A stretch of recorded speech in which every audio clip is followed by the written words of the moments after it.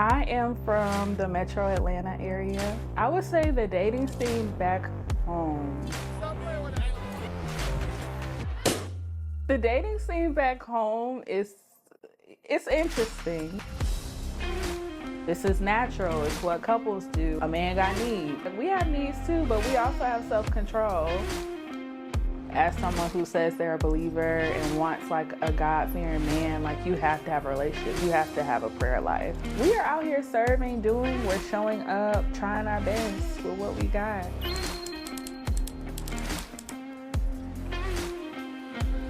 Sometimes your husband might not be in the church, you know? He might be in the streets, still saved, but he might be in the streets, you know?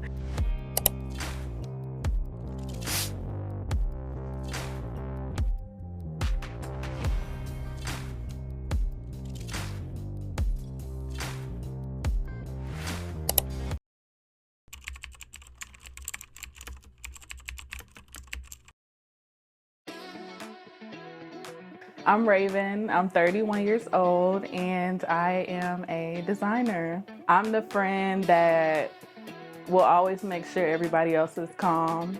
I usually can set the tone or the atmosphere to where people are just comfortable, they're relaxed, and, you know, just stress-free. I'm a vibe. I genuinely do enjoy like caring for my friends and making sure that people know that they're loved, they're valued, because that's something that's important to me. And so I try to extend that to like my friendships and my family. I am from the metro Atlanta area. I would say the dating scene back home is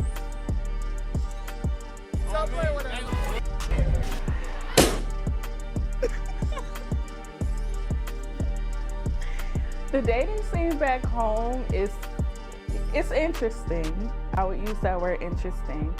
I say that too because when I was dating, I was in a different season of my life. And so when I was out there, it wasn't quite like everybody just needed something. Like it wasn't serious. You know, there was a lot of situationships, a lot of just people that weren't serious, honestly. I grew up in the church. Went to college, tried to find my way, went to church, left, all of that. And so in my head, I was honestly just one foot in, one foot out. But I would say when my dad passed, and that was in 2021 now, 2021 he passed. I think that's when my whole life like shifted, like my faith. And I think I took it more seriously because it was just like I always knew that like death was inevitable. But it made me recognize more of like how important it was to have a relationship with God. And then like a lot of spiritual things started happening during that time, and I started like recognizing it for what it was, like, you know, warfare and things like that. And so I was like, okay, like this stuff is real. I need to get it together. And so it was during that time that I like really took my faith seriously. When my dad was sick, I didn't talk to him a lot because I didn't like seeing him that way. I wish I did, but I didn't like seeing him like that. And so the one time we did have a conversation, the one thing he said to me, mind you, I told you we never talk about relationships or anything. But the last thing that he ever told me was like, find someone that like you really love and that loves you. Like that's the one thing he told me. And I was just like, that's so random. Like, you don't ever talk to me about relationships. Like, that's what I said to him. I was like, you don't ever talk about this. What are you talking about? And so, but looking back, I'm like, wow, like he was really trying to express that towards the end. And so I think when I think about that moment, I'm like, okay, I know my dad like did love me in his own way. And it also shifted the way I looked at God loving me like as a father. I would say I am not like looking right now. I'm open to it, but I'm not in a season where I'm just like, God, like, where's my husband? Like, where is he?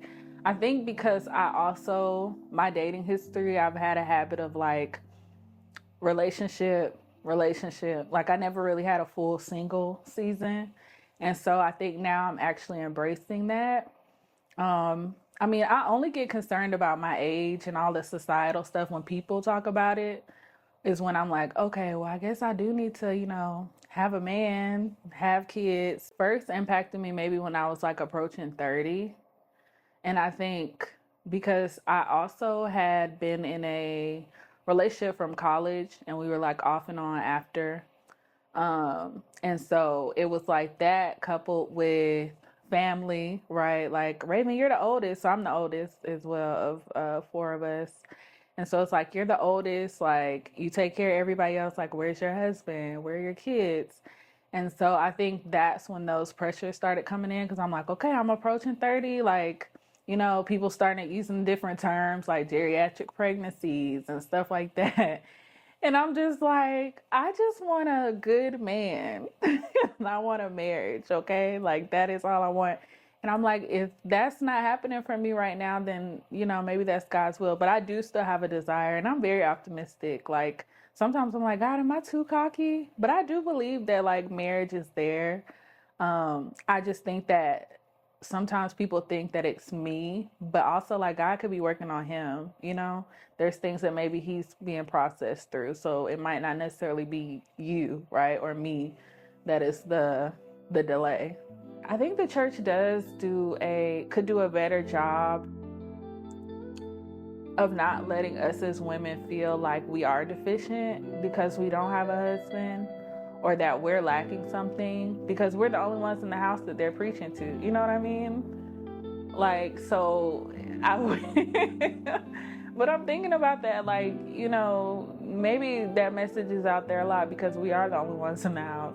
There are a lot of good Christian women. I feel like I meet so many women that are like, girl group, this and that. But,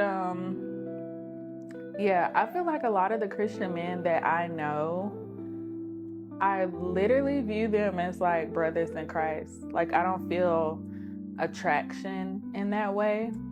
It feels like when I walk into church, my mind is not on men in that way. Like, I'm like, oh, okay. Like, if I see a guy, I'm like, oh, he's attractive, he's cute, but I don't think anything else about it.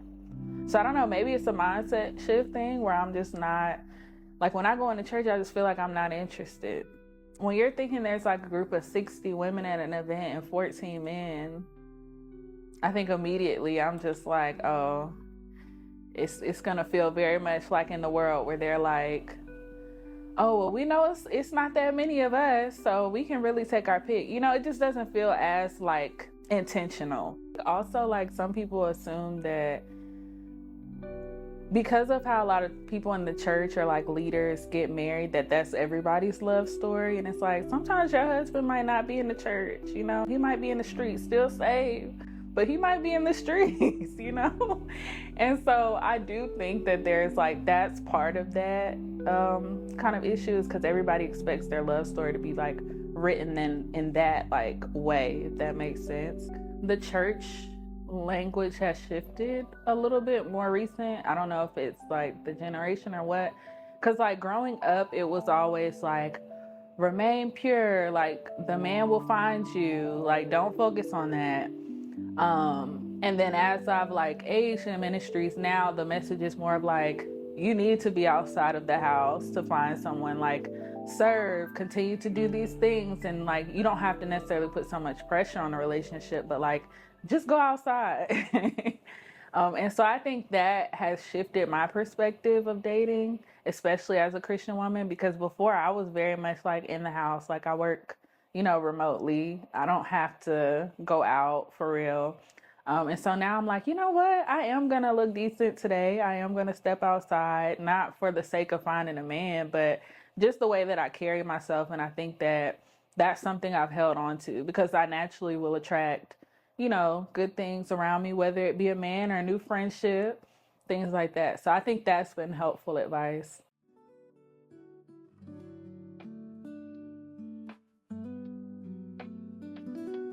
My ex and I, we were friends for 3 years, and then we were in a relationship for almost a year. And when I talked to him about the decision to like abstain from sex and how like it was already conversations we were having about my journey with God and how like God was revealing things to me and telling me like, things I needed to do.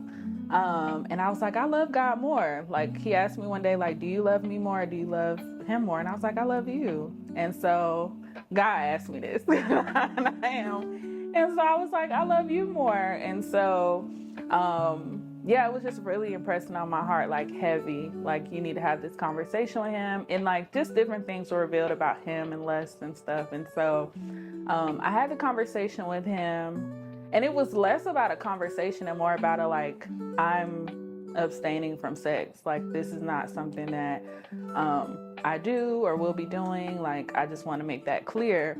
Now, mind you, we've been friends before this, so he already kind of knew my stance, because even before that, I was like abstaining. So he knew like me, and so I think I was shocked at his shock, because he was just so completely confused. Like, he was like, I don't understand why you want to do this. Like, we're in a relationship. Like, I don't understand why it's natural for people to do this. And for me, I felt hurt because, one, he was a friend, so he knew my stance on it. Two, I thought he'd be more understanding now that we were together. I do believe that there are men out here who are fine with abstaining, but from what I have found and experienced, I would say it is hard for them. And a lot of times there could be excuses, but men will either say, this is natural, it's what couples do, or, a man got needs, that type of stuff, right? And for me, it's just like, we have needs too, but we also have self-control. For me, I always considered myself a Christian before I really experienced the prophetic. And like, that was a whole nother world that I was like, oh, like this is real, legit.